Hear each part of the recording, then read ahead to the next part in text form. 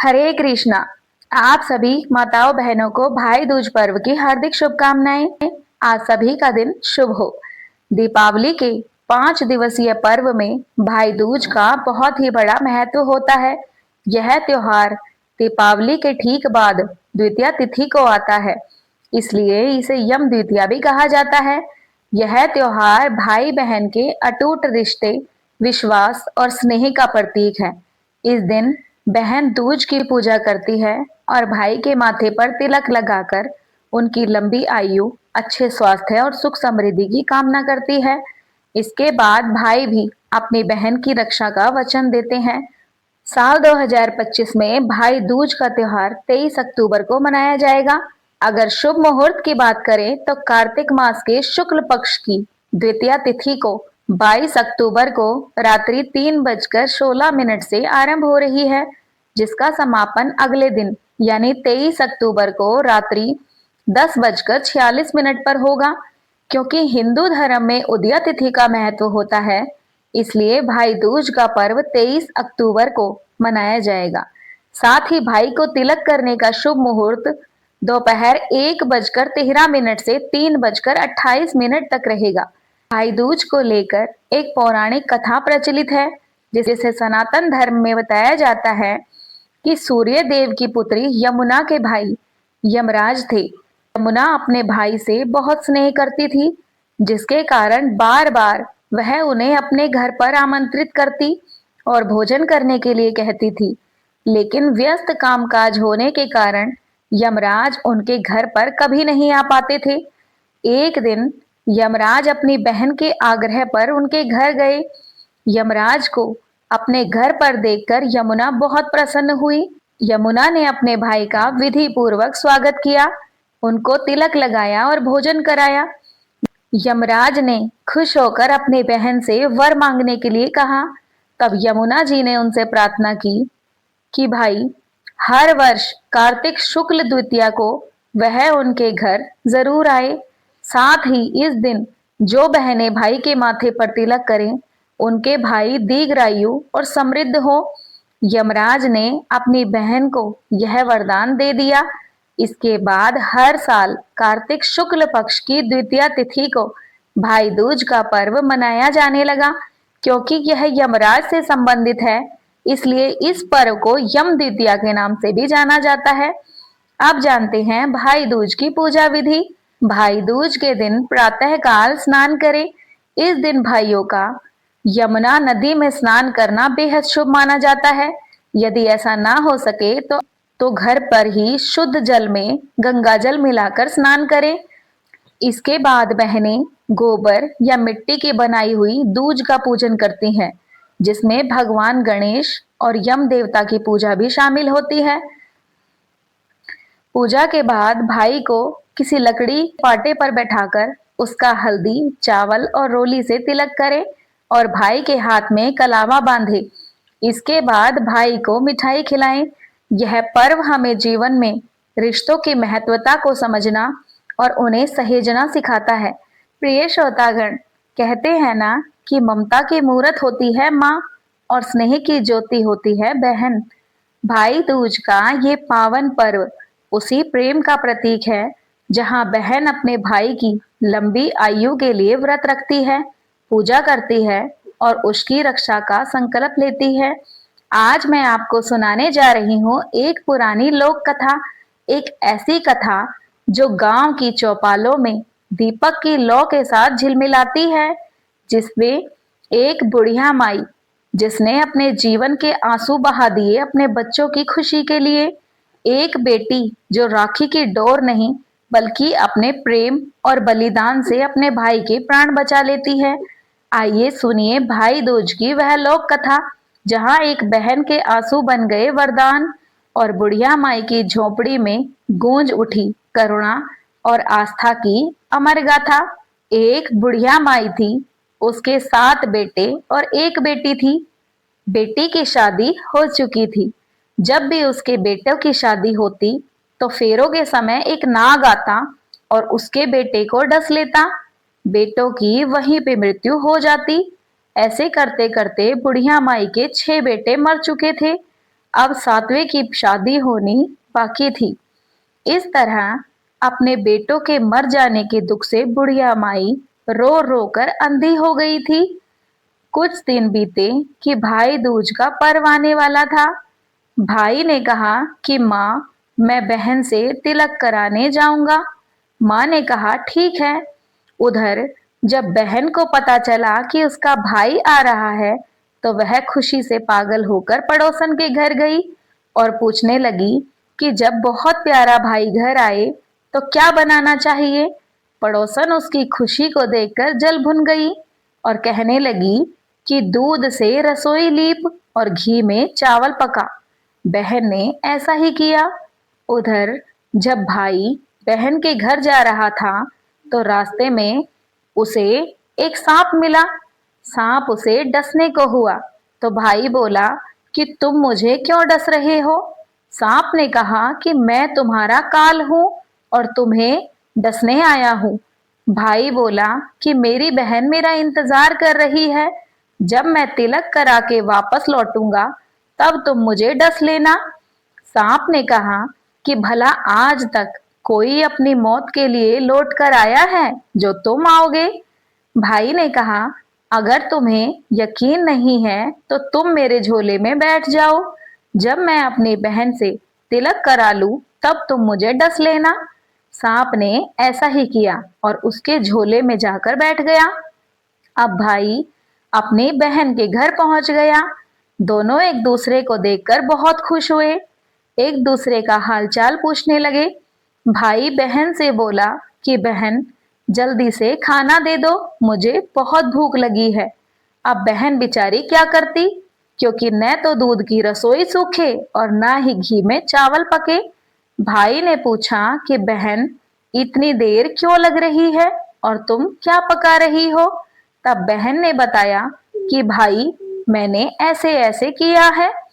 भाई बोला, पगली, कहीं घी में भी चावल पके हैं या दूध से भी रसोई कभी कोई लीपता है।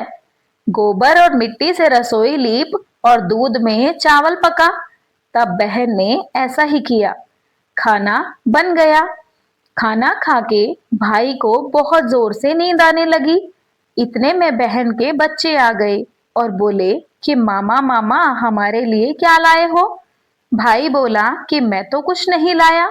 बच्चों ने वह झोला ले लिया जिसमें सांप था। जैसे ही बच्चों ने वह झोला खोला, उसमें से हीरे का हार निकला। तब बहन ने कहा कि भैया, तुमने बताया नहीं कि तुम मेरे लिए इतना सुंदर हार लाए हो। हार को देखकर भाई चौंक गया और बोला कि बहन, मुझे तो इस हार के बारे में नहीं पता, लेकिन अगर तुम्हें पसंद है तो तुम रख लो। अगले दिन भाई बोला कि बहन, अब मुझे घर जाना है, मेरे लिए थोड़ा खाना रख देना। बहन ने उसके लिए लड्डू बनाकर एक डब्बे में रख दिए। अब भाई कुछ दूर ही जाकर थक कर एक पेड़ के नीचे सो गया। उधर जब बहन के बच्चे स्कूल से आए और उन्हें भूख लगी तो माँ से कहने लगे कि माँ माँ, हमें खाना दो। माँ ने कहा कि बेटा, खाना अभी बनने में देर है। तो बच्चे बोले कि मामा को जो रखा था वही दे दो। तो वह बोली कि बेटा, लड्डू बनाने के लिए बाजरा पीसा था और वही बचा पड़ा है चक्की में, जाकर खा लो। बच्चों ने देखा कि चक्की में तो एक सांप पिसा हुआ है। यही बात उन्होंने अपनी माँ को आकर बताई तो वह तो बावली सी होकर भाई के पीछे पीछे भागी। रास्ते भर लोगों से पूछती कि किसी ने मेरा बावला सा भाई देखा है। तब एक ने बताया कि कोई पेड़ के नीचे लेटा हुआ है, जाकर देख लो, कहीं वही तो नहीं है तुम्हारा भाई। बहन भागी भागी पेड़ के नीचे पहुंची। अपने भाई को नींद से उसने उठाया और पूछने लगी, क्या भैया, कहीं तूने मेरे लड्डू तो नहीं खाए। भाई बोला कि नहीं बहन, ये ले तेरे लड्डू, एक लड्डू ही तो दिए थे और उनके लिए भी पीछे पीछे आ गई। तब बहन बोली कि नहीं भाई, तू झूठ बोल रहा है, जरूर तूने लड्डू खाए हैं, अब तो मैं तेरे साथ चलूंगी। भाई बोला कि ठीक है बहन, तो चल।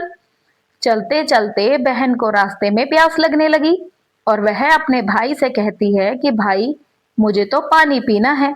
भाई बोला, अब बहन मैं यहाँ तेरे लिए पानी कहाँ से लाऊं? तभी उन्हें एक चील उड़ती हुई नजर आई। भाई बोला कि बहन इस चील के पीछे चली जा, शायद तुम्हें पानी मिल जाए। तब बहन वहां गई और पानी पीकर जब लौट रही थी तो रास्ते में देखती है कि एक जगह जमीन में 6 शिलाएं गड़ी है और एक बिना गड़े हुए रखी थी। उसने बुढ़िया माई से पूछा कि माँ ये शिलाएं कैसी हैं? उस बुढ़िया माई ने बताया कि एक बुढ़िया है जिसके 7 बेटे थे। 6 बेटे तो शादी के मंडप में ही मर चुके हैं, तो उनके नाम की ये शिलाएं जमीन में गड़ी है। अभी 7वें की शादी होनी बाकी है। जब उसकी शादी होगी तब वह भी मंडप में मर जाएगा और ये शिलाएं पूरी हो जाएंगी। तब यह 7वीं शिला भी जमीन में गड़ जाएगी। यह सुनकर बहन समझ गई कि ये शिलाएं किसी और की नहीं बल्कि उसके भाइयों के नाम की हैं। उसने उस बुढ़िया माई से अपने 7वें भाई को बचाने का उपाय पूछा। बुढ़िया माई ने उसे बता दिया कि वह अपने 7वें भाई को कैसे बचा सकती है। सब जानकर वह वहां से अपने बाल खुले कर पागलों की तरह अपने भाई को गालियां देती हुई चली।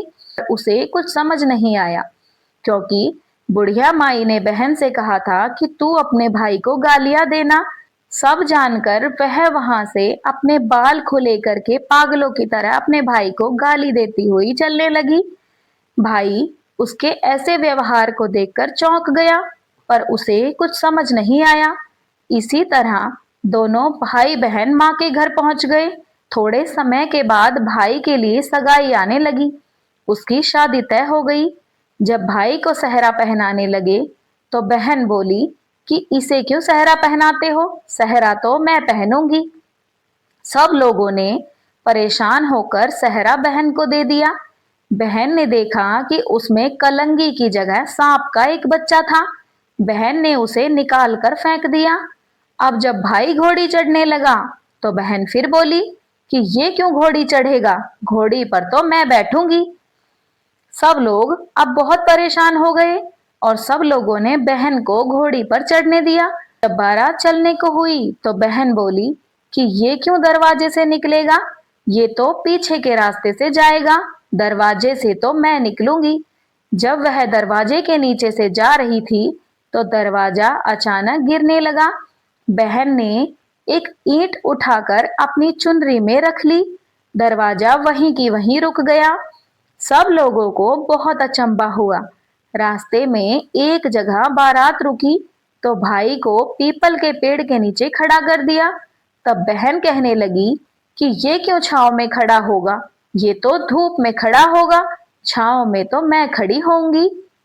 जैसे ही वह पेड़ के नीचे खड़ी हुई, पेड़ गिरने लगा। बहन ने एक पत्ता तोड़कर अपनी चुनरी में रख लिया और पेड़ वहीं की वहीं रुक गया।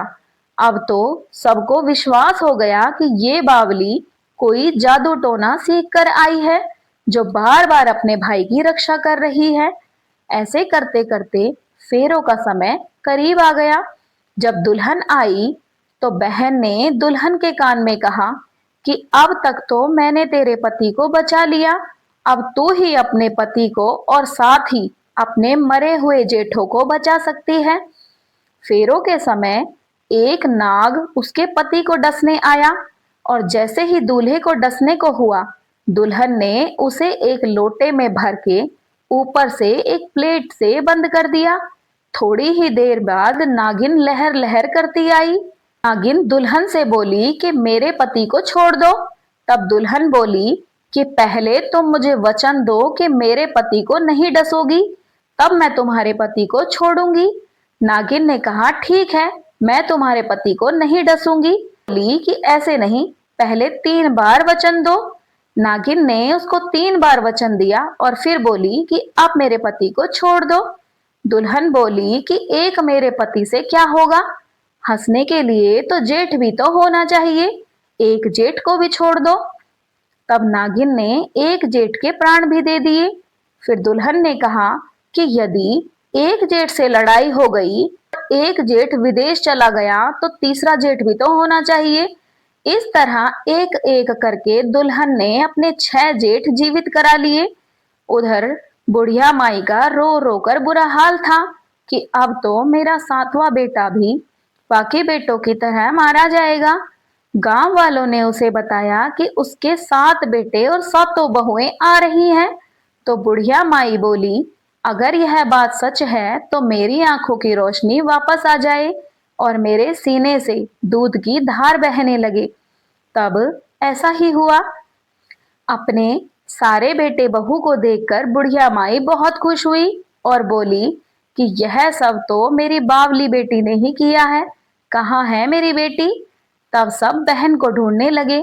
देखा तो वह भूसे की कोठरी में सो रही थी। जब उसे पता चला कि उसका भाई सही सलामत है तो वह अपने घर को चलने लगी। उसके पीछे पीछे सारी लक्ष्मी जी भी जाने लगी।